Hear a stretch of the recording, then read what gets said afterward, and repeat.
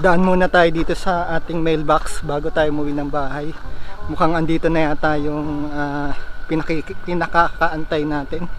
Kasi may na-receive na akong mail galing sa IRCC. Mukhang ito na yung ating PR card. So check natin. Matagal-tagal ko rin inantay ito. Parang kulang-kulang 2 months. Ayan. So yun nga, nag-mail sa akin ng isang araw yung IRCC. Kaya lang ilang araw nag-snow dito eh. Kaya hindi tayo nakadaan dito. So dito, tignan natin.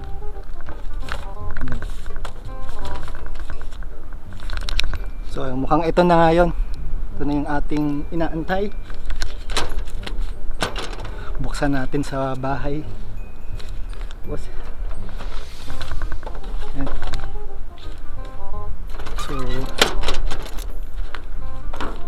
So sana nga ito na siya at para makatravel ulit tayo. So ayun, see you later guys, at i-unbox natin ito mamaya. So ayun nga mga guys, ito yung inaantay natin ng almost 54 days. Bali, buksan na natin siya ngayon. Tignan natin kung ito na talaga. Actually medyo nainip ako kakaantay nito. Medyo may katagalan din kasi. Pero sana ito talaga yun. Marami kasing mga letterhead like kagaya nito, Canada, pero iba yung iba yung nasa loob. May mga related sa tax, may related sa mga cash incentives, pero ito tignan natin. Pero may matigas siya sa loob eh. May card. So mukhang ito na talaga.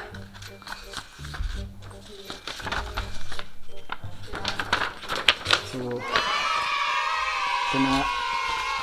Yun nga, inantay natin siya for almost 54 days. Simula no December 20 hanggang ngayon. Kasi kinount ko na yung delivery date.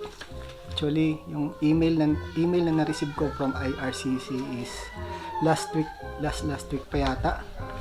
Kaya nga lang, syempre may nagbigay sila doon ng notice na yung pag-mail nito, it could take mga 4 to 5 weeks. Pero yung sa atin, simula nang na-receive ko yung email from IRCC, parang 2 weeks lang. So, ayun na nga. Ito na yung replacement card ng ating permanent residency card. Yung nawala sa Las Vegas nung nag-US tayo last December. Bali, sa pagkakataon na to, kada araw na lumilipas, medyo kinakabahan tayo kasi di rin naman natin alam. May mga story kasi akong babasa na kaya matagal yung processing ng renewal ng PR card kasi binabalikan pa uli ng mga officer yung ating application or yung ating file. May mga instances kasi na kahit resident ka na or permanent resident ka na ng Canada, may instances kasi na nare-revoke yun. Kasi may maraming mga ibang kadahilanan, iba't iba. Kaya yun. Siyempre, hindi naman kumpiyansa naman tayo sa mga application natin. Kaya lang, diba, mamaya kasi ito na yung pagkakataon na mga officer na i-review uli o balikan uli yung ating application. Baka nung mga time na binigyan tayo ng initial approval o yung naunang approval sa atin medyo mabilisan. Di natin alam, di ba? Tapos may nakita sila na medyo hindi tama dun sa application natin, may chance na ma-revoke yun. Yun, ganun. Meron ako kasing narinig na istorya, taga Edmonton siya dati, isa siyang Pilipino.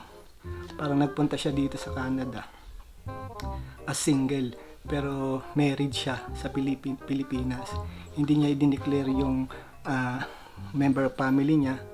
So nung na-PR na siya at inaayos niya na yung papel ng kanyang mga family, biglang naguluhan si IRCC at nagkaroon nga ng investigation sa application nga hanggang sa napatunayan nga na merong mali dun sa application niya hanggang sa na-revoke yung kanyang residency. Yun, tapos noon, di ko na alam kung anong nangyari. Kaya, this time, inaantay natin to. Medyo, alam mo yun, medyo syempre, hindi natin maiwasang di mag-isip. Ayun, nagdadasal na sana lumabas ng approval. Kaya ito, ngayon nga, natanggap na natin.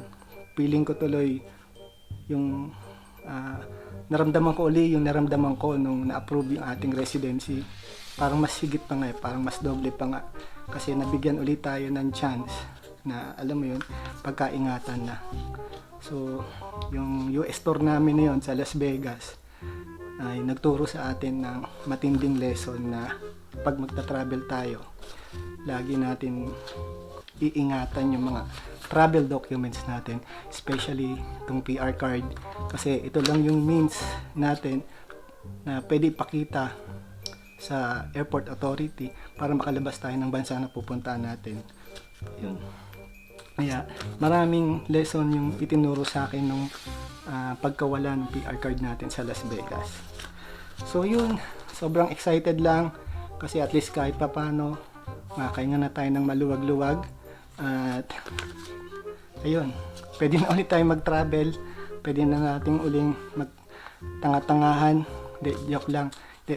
Mag-iingat na tayo, pagkakaingatan na natin to at mahirap mag-apply, hassle, tsaka syempre yung waiting period, andun na naman yung anxiety, iiral na naman yung stress, syempre di mo alam kung ano nangyayari sa application mo kasi totoo lang wala silang binibigay na update. Pag binuksan mo yung GCK account mo, kalagay lang doon is we are reviewing your application, blah blah blah, hanggang sa one day na nga lang may marireceive ka na lang na email, or pag binisita mo yung GCK mo, makikita mo doon na kung approve or not approve or under review pa rin. Yun, ganun lang, doon ka lang makakabalita kung ano yung update ng application mo.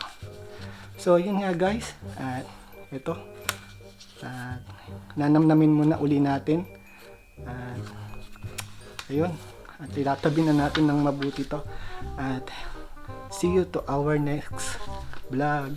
And sa mga bago uli dito sa ating channel o sa aking channel, sana huwag niyo kalimutang i-like, i-share at mag-subscribe. At syempre, pindutin nyo rin yung notification bell para kung meron tayong mga bagong uploads ay ma-notify kayo ni YouTube. Okay guys, so see you to our next vlog. God bless.